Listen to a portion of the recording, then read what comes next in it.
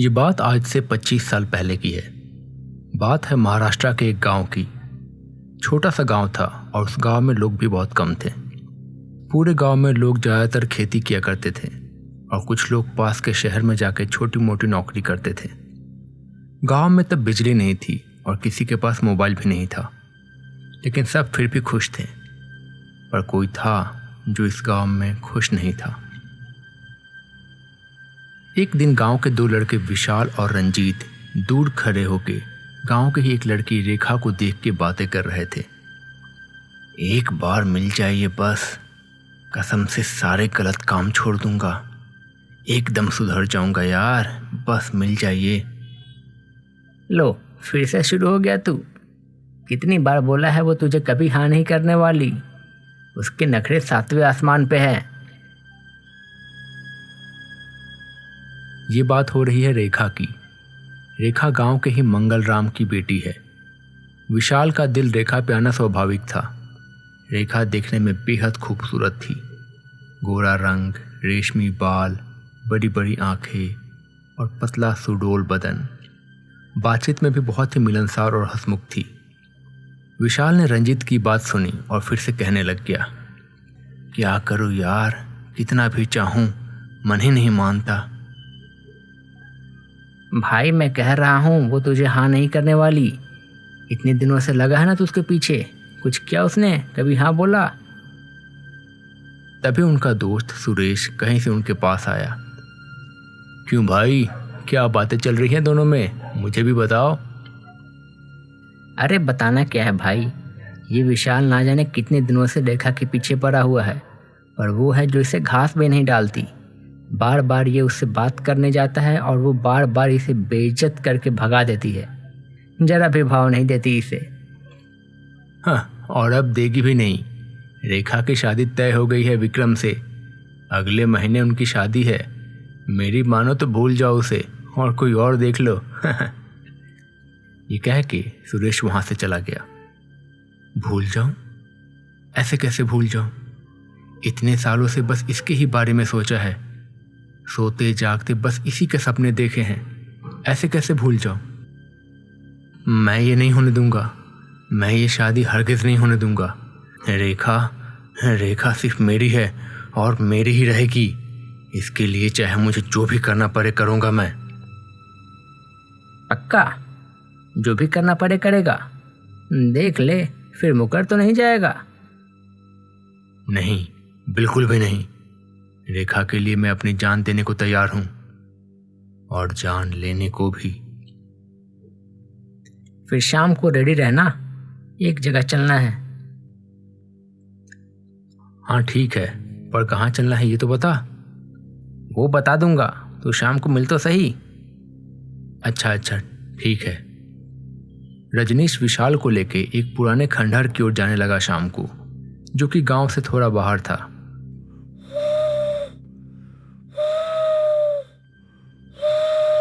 ये खंडहर बेहद डरावना लग रहा था।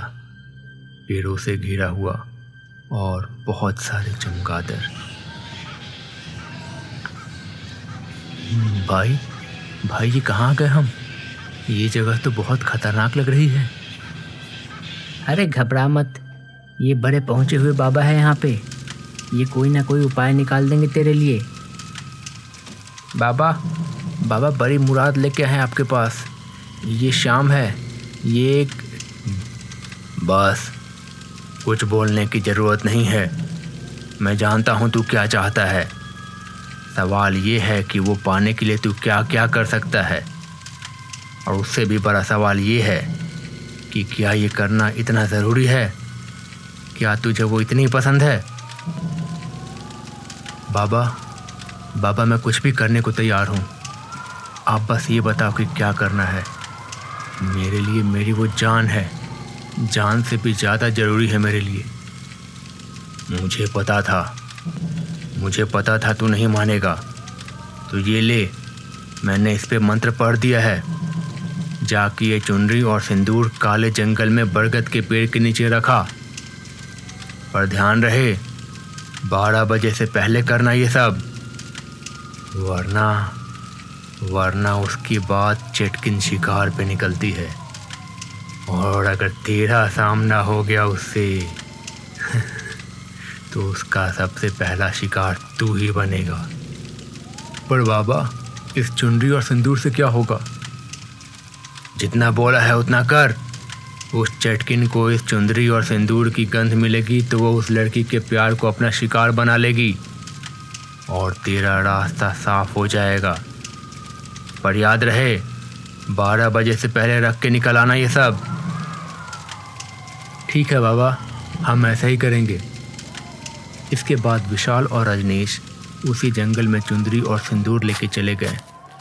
धीरे धीरे वो जंगल के बहुत अंदर पहुंच गए। अंदर बहुत ही अंधेरा था और अजीब अजीब तरह की आवाज़ें सुनाई दे रही थी। उन दोनों को बहुत डर लगने लगा था। कितना वक्त हो रहा है घड़ी में? जल्दी जल्दी चलो, 11 बज चुके हैं। मुझे तो बहुत डर लग रहा है, कहीं कहीं उससे सामना ना हो जाए, ना जाने कब कहाँ से आ जाए। अरे अरे घबराओ मत, बाबा ने कहा था ना वो रात के 12 बजे के बाद ही बाहर निकलती है। अभी तो बस 11 बजे है ना। हाँ, पर डर लग रहा है मुझे। जल्दी से ये चुनरी और सिंदूर रख के निकल जाते हैं। तभी जंगल में किसी के हंसने की आवाज आने लगी और फिर किसी के रोने की, खिसकने की, फिर इधर उधर दौड़ने की। ऐसा लग रहा था जैसे कोई परछाई बहुत तेजी से जंगल के पेड़ों में एक पेड़ से दूसरे पेड़ की ओर जा रही है और पेड़ों के पीछे से छुप छुप के इन्हें देख रही है। रोने की और हंसने की आवाज और जोर जोर से आने लगी। अरे अरे ये क्या है? क्या ये वही है? हाँ जरूर ये वही है, ये वही है। पर अभी कैसे? ये नहीं हो सकता। अभी तो 10 मिनट ही हुए हैं हमें चलते चलते। इतनी जल्दी 11 से 12 कैसे बज गए? क्या वक्त हो रहा है? 11 बजे हैं। पर ये कैसे हो सकता है? ये अभी भी 11 कैसे बजे हैं? हे भगवान, भाई घड़ी तो बंद पड़ चुकी है। विशाल और रजनीश दोनों ने घड़ी की ओर देखा तो घड़ी सही में बंद पड़ चुकी थी। तभी उनके सामने चटकिन अचानक से आ गई। इधर तांत्रिक को सारी बात पता चल गई थी उसकी सिद्धियों से।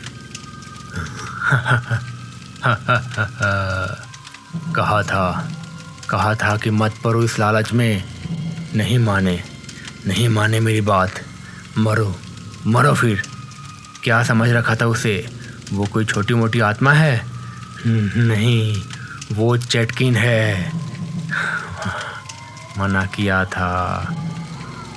ये दोनों तो अपनी जान गंवा बैठे, पर उसे उस चुनरी और सिंदूर की महक मिल चुकी है। अब ना जाने उस लड़की और उसके प्रेमी का क्या होगा।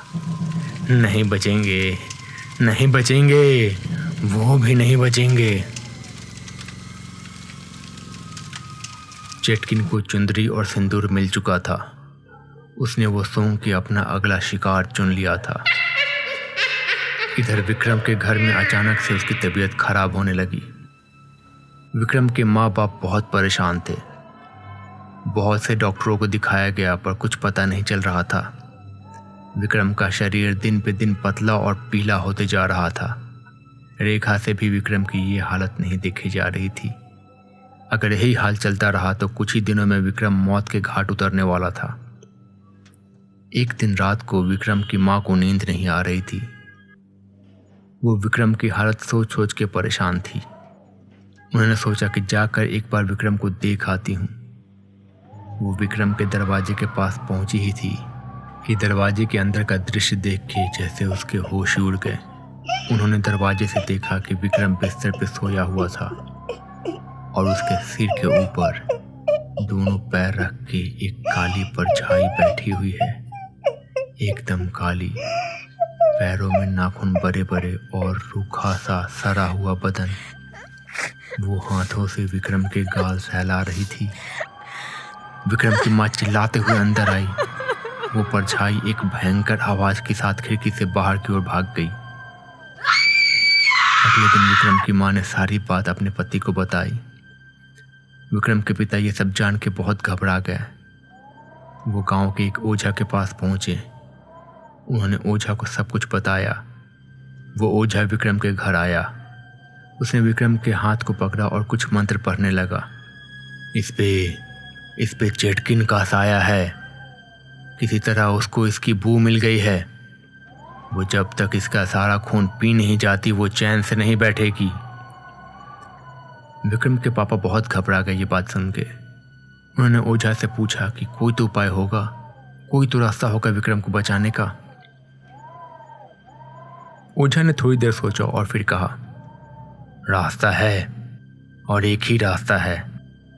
उस चेटकिन को मुक्ति देनी होगी, पर उसके लिए पता करना होगा कि वो कौन है और उसका ये हाल कैसा हुआ।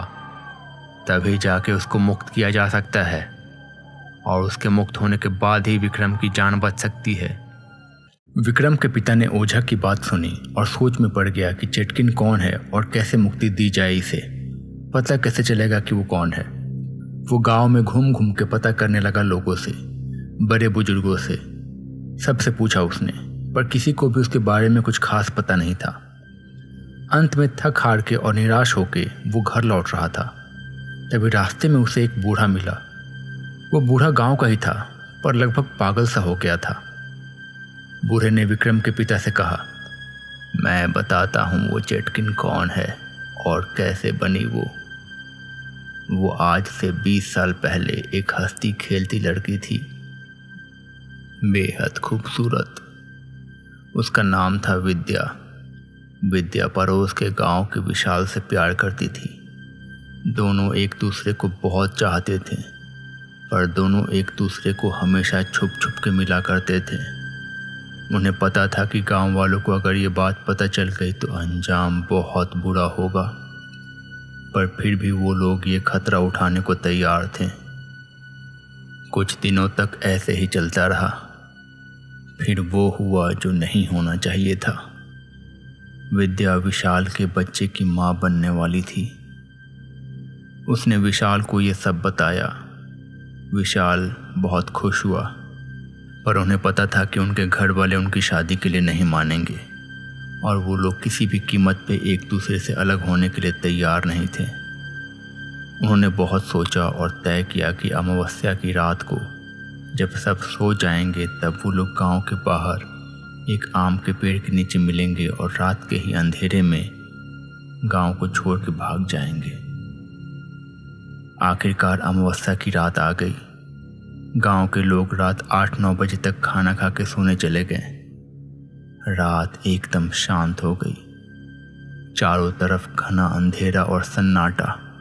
बस झिंगुरों की और कभी कभी सियार के चिल्लाने की आवाज आ रही थी। विद्या रात में छुप के सबकी नजरें बचा के अपने घर से बाहर निकल आई। छुपते छुपाते वो आम के पेड़ के नीचे पहुंची जहां विशाल ने उसे मिलने के लिए बुलाया था। अपने साथ वो सिंदूर और चुनरी और ऐसा ही कुछ सामान लेके आई थी। वो लोग वहीं पास के मंदिर में उसी रात शादी करके दूर निकल जाना चाहते थे। विद्या वहां पहले पहुंच गई और विशाल का इंतजार करने लगी। आधे घंटे तक कोई नहीं आया।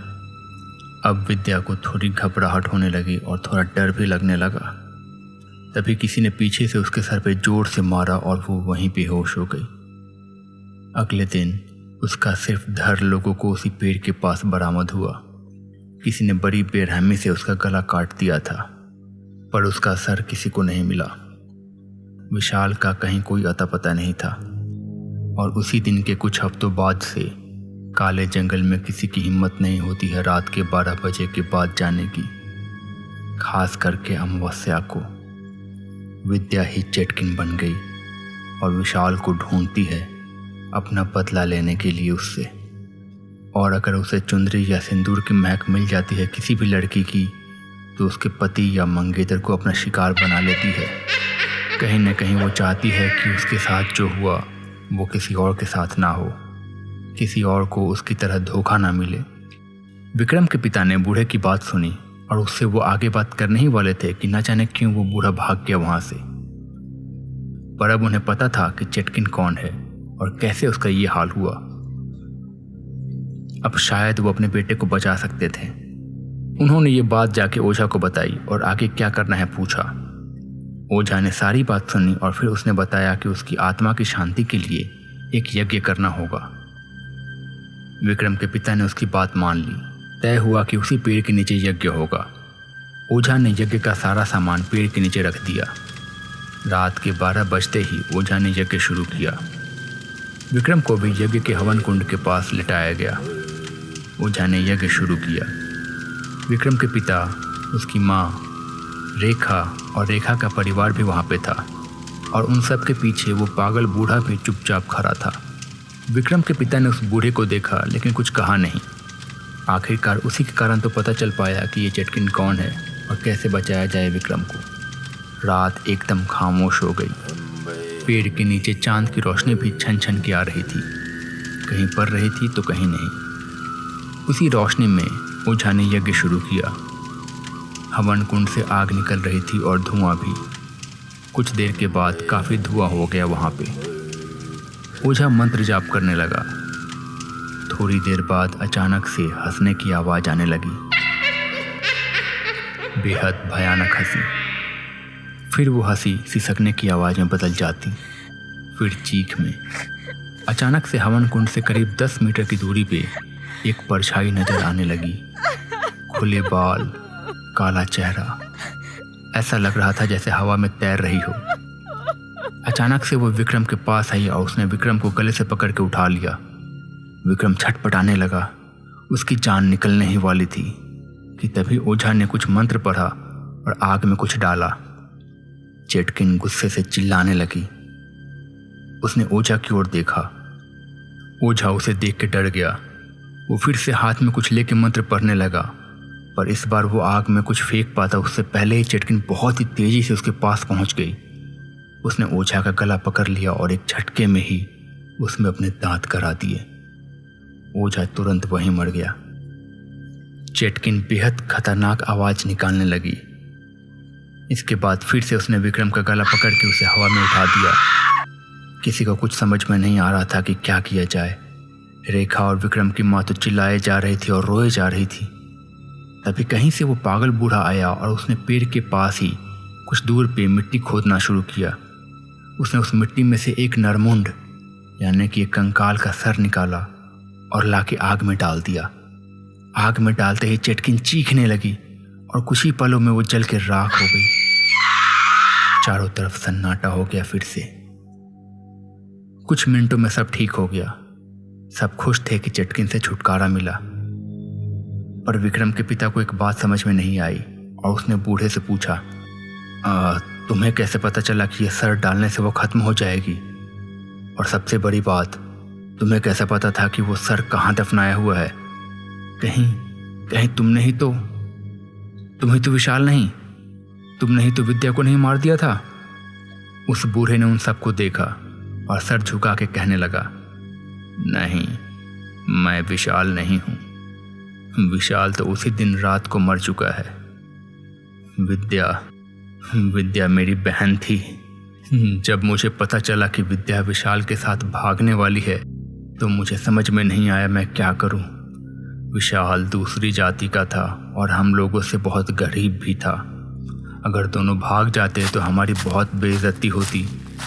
इसलिए मैंने फैसला किया कि ऐसा नहीं होने दूंगा किसी भी हालत में। जिस रात विद्या निकली उस रात मैंने उसे बाहर जाते देख लिया। मैं भी उसके पीछे पीछे गया। मौका पाकर मैंने विद्या को मार डाला।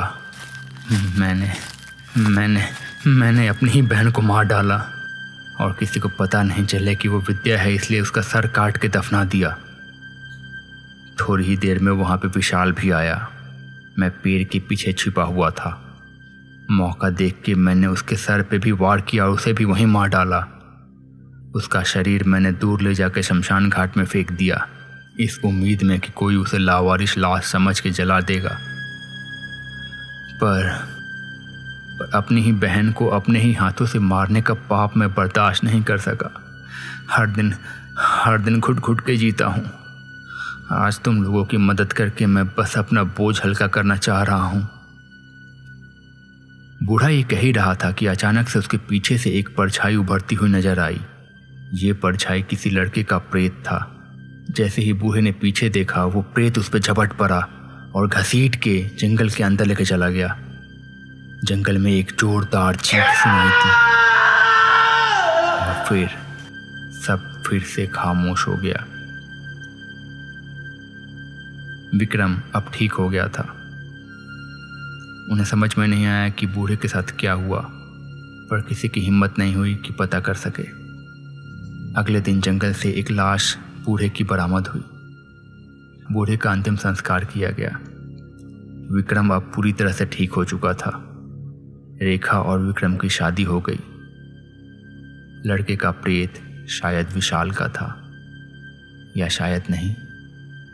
तो दोस्तों, कैसी लगी आपको ये कहानी? अगर आपको ये कहानी पसंद आई है तो प्लीज़ इसे लाइक करें और अपने दोस्तों के साथ प्लीज़ शेयर करें। और अगर अभी तक आपने इस चैनल को सब्सक्राइब नहीं किया है तो प्लीज़ इसे सब्सक्राइब कर लें। मैं मिलता हूँ बहुत जल्द अगली कहानी के साथ। तब तक के लिए बाय बाय। अपना ख्याल रखें।